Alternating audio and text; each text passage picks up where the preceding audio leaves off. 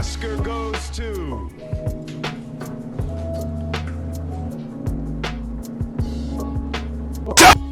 So this is the time of the year where I rank the top 5 horror movies of the year.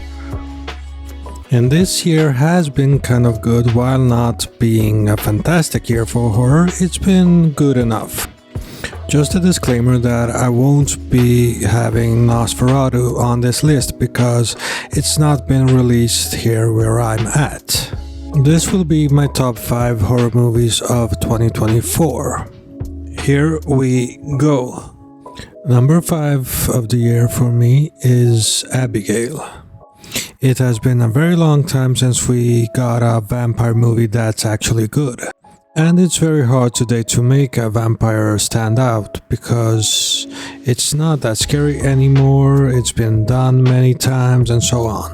But here we get a unique setup because it's a bunch of kidnappers that are kidnapping the daughter of a wealthy man, not knowing that the girl is a vampire. And it's all done in a more light-hearted way while still having the serious tone to it.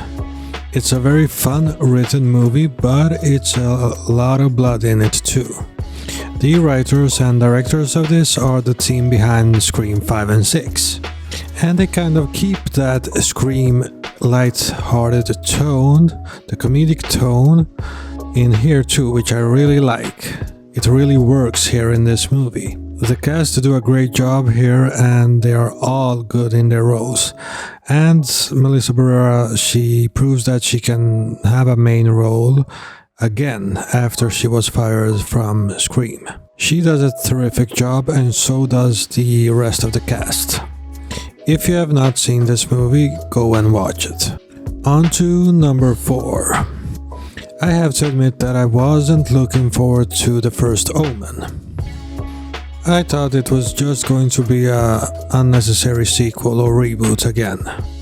But it did actually surprise me with how good the story actually is. It's definitely not the most original horror movie on this list, but it does a great job with going back to the origins of Damien and how it came to be and everything else.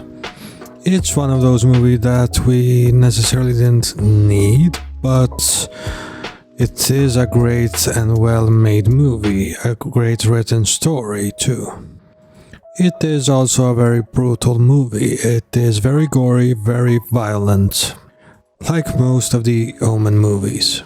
But what they do in this story is not just gory, it's creepy, it's very unsettling and very scary imagery throughout the movie. Not really scary actually, just unsettling. The cinematography and production design are really great. The movie looks visually stunning. Contrasting Italy in summer during the days and bright, really bright days and the very dark nights. Also in this one the cast are all great, especially the lead actress here. All in all, it is a great new addition to the Omen franchise. So if you want to see a very unsettling experience, definitely see The First Omen. On to number 3. Longlegs was a movie that I was really excited about ever since last year. And with all the clips and trailers and small snippets, the excitement was really big for this one. The promotion for this movie gave away some Seven vibes and so on, and Seven is one of my favorite movies of all time. It gave both a thriller vibe and a supernatural vibe, and it was both at the end. Micah Monroe and Nicolas Cage star in this one, and they both do an excellent job, especially Nicolas Cage. Nicolas Cage actually plays the titular character in this, Longlegs, a serial killer that is going after families. What is unusual about this serial killer is that when the police arrive, there is no sign of breaking an entry. So they don't know how he gets in and kills the families. In fact, there is no evidence at all that he's there, that he's physically there. at these crime scenes. So it is a murder mystery and police chasing a serial killer, with the twist that it's also a supernatural horror movie. And there's actually demons in this. Longlegs is a demon. But it all makes sense in this horror movie, because it really blends supernatural horror and serial killer mystery, murder mystery horror too. Really, really well. Nicolas Cage has one of his best roles. He's unrecognizable in this character, in this role. And the story and script makes for a very original horror movie. It has a very good explanation as to what is going on.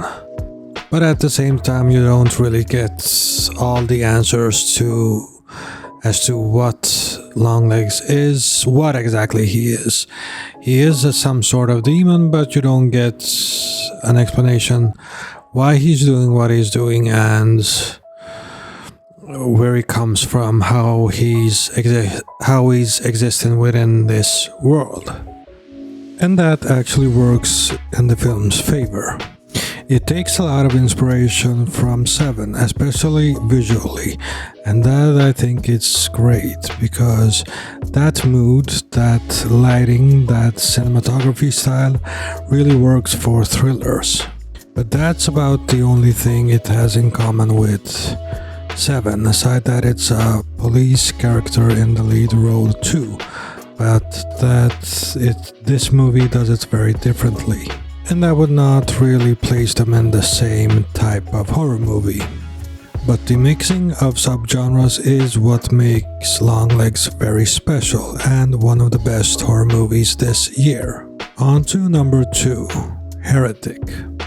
Heretic starts off very cliché, but it turns out to be one of the best horror movies this year. And what I mean with cliché is that it's two girls that get lost, kidnapped by this older man, played by Hugh Grant. But it makes a very big turn. He is kidnapping them, but he's not really forcing them to stay. He just tricks them into staying. These two girls are two Mormon missionaries. And the man that is keeping them, he wants to test their belief. And he really does that throughout the movie, really hard.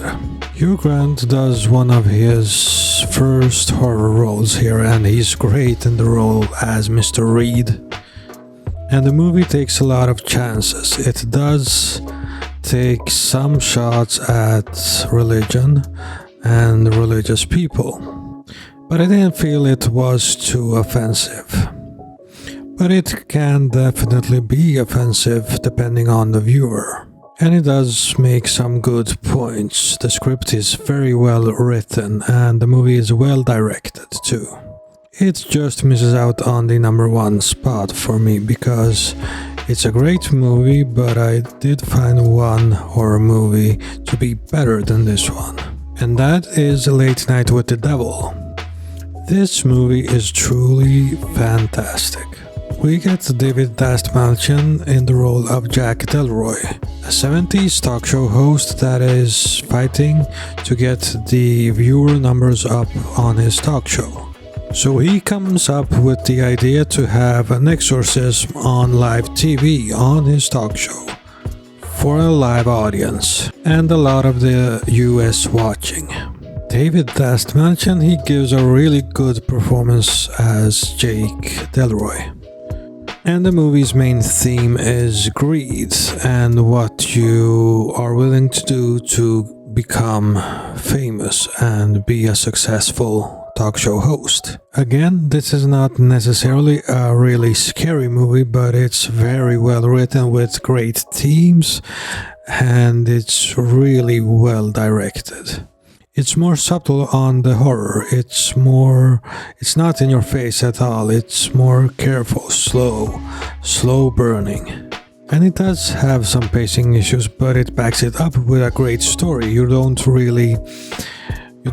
get a payoff. You really definitely get a payoff. At least if you like horror movies with a good story and not just scare after scare and jump scare after jump scare. There is a lot of character development, especially for the main character. And the third act, and especially the ending, really hits home. And that is what makes this horror movie number one, the best horror movie of the year for me. So that was my top 5 horror movies of 2024. I'm looking forward to 2025 when it comes to horror. If you like this video, please like, share and subscribe. Also, don't forget to smash the bell icon so that you don't miss any of my future videos. This has been Boogeyman Cinema. Thank you for watching.